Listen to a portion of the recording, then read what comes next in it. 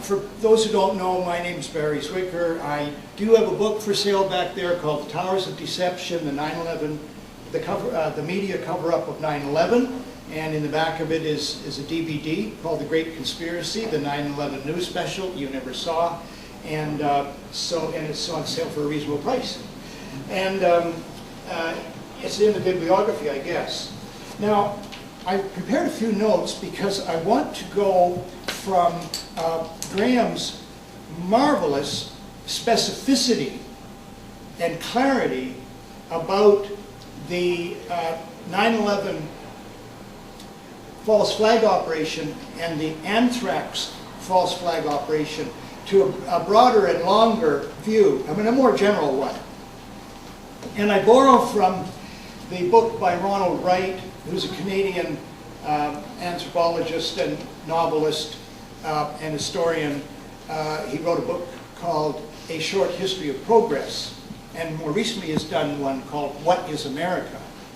And he starts the last chapter by quoting some graffiti, and the graffiti is, each time history repeats itself, the price goes up.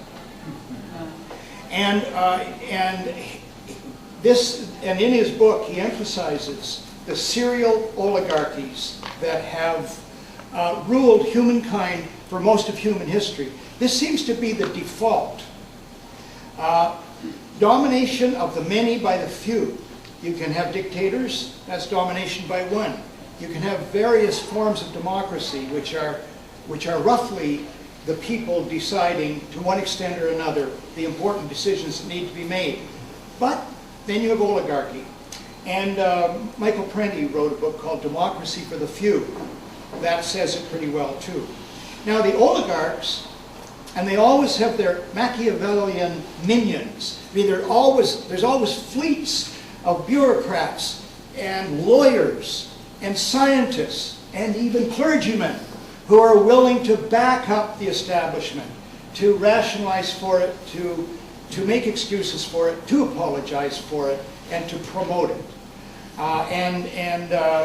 These Machiavellian minions, they never self-identify as the problem. They are too wrapped up in their narcissistic power games to stand back and look at themselves in the light of history, or if they do, they see themselves as serving whatever is the current truth that serves the current oligarchy. And so there are a tremendous number of people with interests in the status quo at any given time. And according to Wright, no group of oligarchs has ever self-corrected. My truther friend, Dr. Terry Burroughs, says the higher you go in any organization, the more likely you are to encounter a psychopath. And there's a lot of truth to this, because psychopaths or sociopaths, I understand these two terms are pretty well synonymous, are people with faulty wiring in the prefrontal cortex. And it's some percentage of humanity all the time, 5% or something, who tend this way. It's like having blue eyes or being tall or being short. And the thing is that it's not a matter of there not being a conscience in a psychopath. It is that there's no feeling of empathy. So when a psychopath is a child and they see someone kind of torturing a kitten, they don't feel anything. But what they see is a couple of other kids are saying, "Oh my gosh, the kitten's being tortured." So they learn, oh, that's how you're supposed to react when a kitten's being tortured. They learn to act. They're above average intelligence, and they're usually above average in charm. It's little known that Hitler was an extremely charming person to meet. So is George Bush. You can read about that. So psychopaths, because they have no empathy, and can equate to no sympathy, and they're above average intelligence, they tend toward power, and so it's no problem for them to use trickery, bribery, seduction, lying, various kinds of deception, bullying, and even robbery and murder in order to gain more power. And that's their skill set. And when you get near the top, they use that same skill set to maintain and expand their power. And regrettably, so many of the oligarchs in history have been psychopaths. And then you have the whole system of the oligarchy, which is a concentration of power. There's a pyramid, so that the concentration of power and wealth and privilege is at the top. And very few groups, from teachers' unions to, name your group, will willingly give up their power or privilege. I mean, most of us don't want to give up what we have. That's natural. And so the most overly powerful, overly privileged, overly wealthy, they don't want to give that up either. But they have many resources to maintain that excessive power and privilege and wealth. And in my estimation, the key deceptive tool in their toolbox is the false flag operation. And since I'm writing a book about it, I continue to be amazed at how many of these false flag operations there have been in history. To give you some idea of how many, this is just a sprinkling, just give an idea of how many false flag operations there have been in history. The Trojan horse, that's how far it goes back. A lot of people know about Nero, and whether he started the fire or whether he took advantage of it, either way, it generally falls into the category of false flag operation. I could actually go into some definitions later. Guy Fawkes, Gunpowder Day, happens to be my birthday, November the 5th, and this alleged plot to blow up the Parliament buildings, which was a fantastic, iconic plot at the time. And remarkably, an hour before midnight on November the 5th, 1605, the king's soldiers discovered the plotters. Eventually they were all put to death. And this led to war with Spain, which the war party wanted, and ultimately the establishment of the British Empire. To give you an idea how powerful false flag operations are.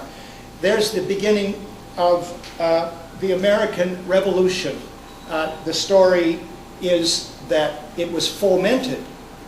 A huge amount of territory, 1 million square miles, were added to the USA because of this incident on the Mexican-American border. It was absolutely a provocation by General Zachary Taylor, who was later president, under President Polk of the time. Same with the American Civil War. That's a story in itself. The sinking of the Maine, I think many people are familiar with that. It's very questionable about how that explosion happened, but in any event, it was used to justify the Spanish-American War, which again led to a huge amount of territory being taken over by the United States, the Philippines, and so on. Cuba, thank you. The assassination of Archduke Ferdinand, the lone assassin did have deep connections with the intelligence agencies of the time. Of course, it was a tangled web in the extreme. Lusitania, just lately, they have found, divers have gone down to actually examine the wreckage of the Lusitania. The reason it went down so fast with such a terrible loss of life, 1,260, was because the front end of the ship broke off. Why did the front end of the ship break off? Because there were a huge amount of munitions in this passenger ship against international law. But the story is a little deeper. Churchill was Lord of the Admiralty at the time. It was wanted for this ship to be sunk with such a loss of life because that would bring the USA into the First World War. And so they sent the Lusitania, a passenger ship, into waters that were known to be U-boat infested at a slow speed with no escort. Not only that, they knew German spies knew about the ammunition on the ship. So it was a complete setup. The Reichstag fire, I think, is tremendously well known, which vaulted Hitler to power and enabled him then to launch World War II. And I forget what the death toll finally was The actual beginning of World War II was a false flag operation too. It was claimed that the Poles had attacked the Germans. Pearl Harbor, this was a long-term provocation plan under Roosevelt, where they took the American chief naval base, moved it from the relatively invulnerable San Diego to the relatively vulnerable Pearl Harbor, and then when they had provoked the Japanese, although undoubtedly Japanese were an aggressive imperial power, no question. But the point is that they were provoked in all sorts of ways. They were denied oil from the Dutch East Indies and so forth. And then finally they did send a fleet to attack the vulnerable Pearl Harbor. And the commander at Pearl Harbor was denied the information that the fleet was on its way, even though the Americans had absolutely broken the Japanese codes. And then he nevertheless, through back channels, got the idea that something was going on and started to make a fuss, and they dismissed him and put in a new commander a few days before, and that was your sneak attack. Operation Gladio went on from 53 to 90. You know, all the Bader Meinhof gang and the Red Brigades and so on, all those horrible left-wing outfits that killed all those people, the Bologna train station massacre and so on. I was sucked in by this all my life. I didn't learn about this until 2 or 3 years ago. These were almost all false flag operations. You know, I was used to wonder, I'll just stop here. I used to wonder when I was a kid, growing up in a United Church manse, and we were all for peace, and we were socialists, frankly. My dad was left-wing United Church minister. And so what we were reading about and hearing about are that left-wing people were blowing up innocent people. And I thought, well, how could they do that? It's so counterproductive. I didn't know that word at that time. But it was just so crazy to think, what would you gain by blowing up innocent people in railway stations? I would never do that. My God, who are these left-wingers? Well, they weren't left-wingers at all. They were government agents. So I have a special passion about learning about false flag operations and doing a book about it, because so many of us have been so misled for so long. The Korean border provocation, I.F. Stone wrote a book, The Hidden History of the Korean War, which tells about how that started. We had a Korean renting our basement apartment, and I discussed this with her. She said, so many people in Korea know this. They know that the Korean War was really provoked by the United States. Operation Northwoods, if that had come about and it was signed off on by all the members of the Joint Chiefs of Staff, there would have been war with Cuba. It wasn't carried out because JFK stood in the way. This is one of the things that put him in the crosshairs. The Gulf of Tonkin incident, huge amount of information about that. Now, there was no attack whatsoever on the 2 American destroyers, the Turner Joy and the Maddox. Yeah, thank you.